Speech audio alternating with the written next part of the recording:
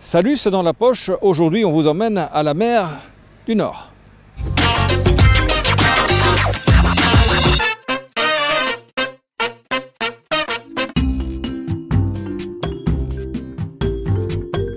Nous sommes à Coxide. Vous voyez, il fait beau, c'est les vacances, les touristes sont là et nous avons rencontré des élèves de l'IETS Charleroi. Ils sont ici en stage.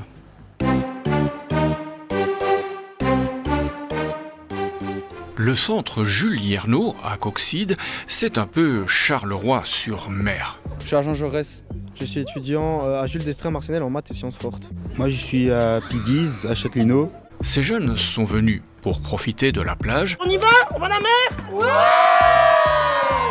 Mais surtout pour se former. Je suis venu ici pour apprendre le métier d'animateur. 1, 2, 3. Alors c'est une formation courte qui permet à des jeunes de la région de Charleroi principalement de pouvoir obtenir une certification pour pouvoir travailler en pleine de jeu à l'issue des modules qu'ils doivent réussir. À l'exception du stage à la côte, les cours se donnent le samedi matin. Moi franchement je trouve que je ne gaspille pas du tout mon week-end. Je trouve que c'est notamment très instructif. La plupart de ces jeunes sont encore aux études. Je suis à Jean Jaurès en éducation physique, donc en sport. C'est un complément utile pour ta formation? Oui, parce que j'ai déjà peut-être l'esprit d'équipe que d'autres n'ont pas, vu que j'ai l'habitude à l'école qu'on nous l'apprend. Donc du coup oui, je pense que ça complète. Je désinfecte avec un petit morceau de carré, ensuite j'en prends un autre, je redésinfecte et je le pose sur la blessure. C'est réellement intéressant parce que ça leur permet également de développer des compétences au niveau managérial, au niveau stratégique, au niveau organisationnel. À partir du moment où on apprend à gérer des gens, je crois qu'on sait gérer aussi à un moment donné des adultes et donc c'est vraiment une très bonne formation. C'est une formation en parcours de vie, je dirais. Ingrid est une ancienne de la formation. Aujourd'hui, elle est venue partager son expérience. J'avais 15-16 ans à l'époque. Et c'est une formation qui vraiment vaut la peine d'être suivie. Elle sert énormément. C'est vraiment une formation qui permet de se dépasser et d'aller plus loin parce qu'on finit par mieux se connaître également. Durant cette semaine, on fait un peu de tout. Du sport. Sur la plage, on jouait à des jeux comme par exemple un Kolamaya, par exemple, dans les dunes on était bandés et on devait chercher des objets. Du secourisme. Mon objectif pour les enfants, c'est vraiment d'apprendre tout ce qui est premiers soins et premiers secours dans les milieux d'accueil pour enfants. Comme ça, ils sont préparés à toute éventualité, si c'est des étouffements, si c'est des hémorragies, si c'est des brûlures ou même remplir des fiches de santé. Du brainstorming. On a fait une veillée, ça s'est super bien passé, on a été organisés, on s'est tous écoutés, on a mis nos idées ensemble et c'était super chouette, vraiment. Et même du drone. Aujourd'hui, tout le monde fait des TikTok, tout le monde fait de la vidéo en général, surtout les jeunes aujourd'hui. Et donc ils sont amenés évidemment à utiliser des drones pour faire des vidéos que les autres n'ont pas. Bref, une formation complète qui offre des débouchés. Sur la région de Charleroi, il y a une demande de 300 animateurs de peine de jeu en permanence chaque année, donc en juillet-août. Comme un avant-goût d'été en pleine semaine de carnaval.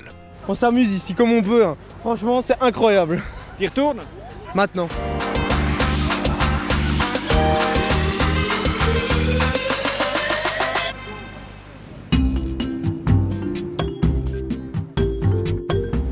Les Brise-Lames, c'est l'une des attractions de la côte. C'est ici que les gens viennent pêcher des moules, ramasser des tourelles, des étoiles de mer, des méduses peut-être. Nous en avons trouvé et c'est à Saint-Guilain, figurez-vous.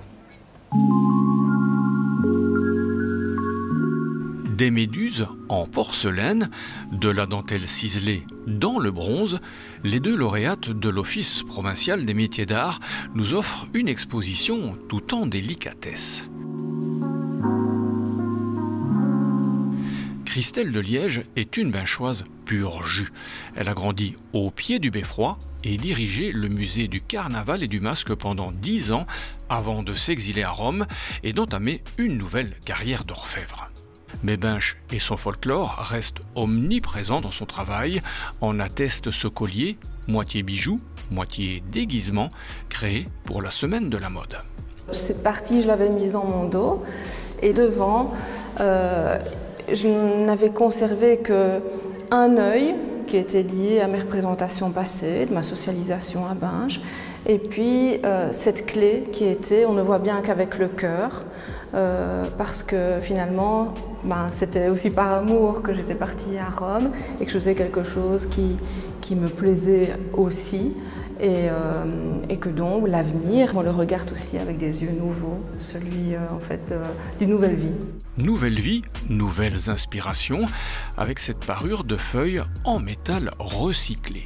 C'est un collier qui reprend le concept d'utiliser des feuilles séchées pour faire des confettis. Et donc je me dis, si on utilise des produits pour faire de nos fêtes, qu'elles soient carnavalesques ou privées, à partir d'éléments non polluants, ce serait beaucoup mieux. Et donc ce collier, c'est ce message. Avant de devenir céramiste, Mélina Paulet gérait une agence de voyage. Aujourd'hui, c'est son art qui nous fait voyager. Ben voilà, donc ce sont des kokeshi, ce sont des poupées traditionnelles japonaises qui au départ sont en fait offertes pour une symbolique un peu de bienveillance, offertes aux enfants, offertes dans des événements. Et donc là ici, je les ai réalisées en porcelaine et donc de la porcelaine émaillée avec un émail qui cristallise. Donc c'est un émail qui monte très haut en température et puis à la descente, les cristaux se forment par palier de cuisson. Et donc on a toujours des dessins aléatoires et qui fait des pièces uniques en fait. Autre spécialité du pays du soleil levant, la technique du raku. Le raku, en fait, c'est une technique de cuisson aussi qui vient d'Asie. Et alors, il faut savoir que les pièces sont émaillées à différents endroits. Et il y a des endroits qu'on laisse sans émail. Alors, on monte plus ou moins la température à 950 degrés. Et quand c'est chaud, on les sort, on les place dans la sciure, ça s'enflamme. Et donc, toutes les parties qui n'étaient pas émaillées deviennent noires et ça crée le contraste. Et c'est comme ça qu'on a des craquelures? Oui, parce qu'il faut savoir qu'au moment où on sort la pièce, donc entre le four et le bac de sciure, il y a généralement un contact avec le vent. Et donc les craquelures se forment à ce moment-là.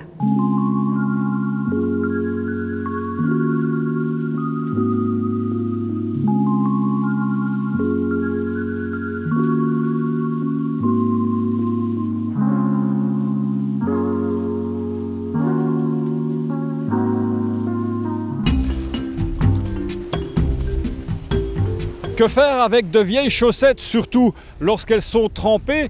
Les jeter? Sûrement pas. Les recycler avec les couturières de Soigny. Les chaussettes, c'est bien connu, vivent en couple. Et quand l'une d'entre elles disparaît, l'autre ne lui survit pas très longtemps. Mais pour toutes ces chaussettes abandonnées, une deuxième vie va commencer. On récupère des chaussettes solitaires pour pouvoir habiller une structure en forme de dragon qui est placée au sein des grands prés. Et cette structure va ensuite être offerte à une ASBL, l'ASBL Inclusion, pour honorer en fait la journée de la trisomie 21. L'opération Recycle Art a commencé juste avant les fêtes par une grande collecte de chaussettes.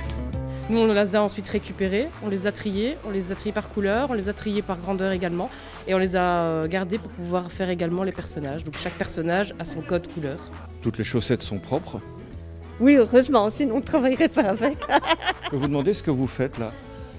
J'habille la monture du chinchin. Comment vous vous y prenez? J'ai récupéré des chaussettes, je les assemble et puis vous voyez, je les pose et on fait des petites lanières pour symboliser un peu les poils de la monture. Vous êtes en train d'habiller un homme de feuille? Oui, c'est ça. Vous avez compté le nombre de chaussettes qu'il a fallu? Pas du tout, pas du tout. Quelques-unes quand même. Déjà que c'est pas moi qui les ai découpées. Nous autres, on est juste là pour les coudre. C'est l'homme blanc, je pense. Je ne suis pas montoise, donc je ne suis pas très au courant, mais je pense que c'est l'homme blanc. Il y a des couleurs qui manquent? Oui, on a du mal à trouver des jaunes. Apparemment, les gens n'en portent pas tellement. Vous faites quoi là? Moi, je suis occupée de travailler sur le costume du diable. Vous nous le montrez? Voilà. C'est du travail ça, hein? Ah, ça c'est du boulot, oui, mais c'est très gai à faire. En même temps, voilà, c'est une fois autre chose. On participe à quelque chose qui fait partie du folklore de la région, donc c'est très agréable. Mon rêve, ce serait d'aller justement aider pour les habits de la procession. Je trouve ça très beau, mais je trouve que c'est une première participation et que peut-être on sera recruté à cause de ça. Pensez peut-être que c'est une idée pour les vrais acteurs de porter des tuniques qui sont faites avec des vêtements rapiécés? Ah, pourquoi pas? En tout cas, nous, il n'y a pas de souci, on pourrait très bien leur faire leur nouveau costume, s'ils sont d'accord, pourquoi pas.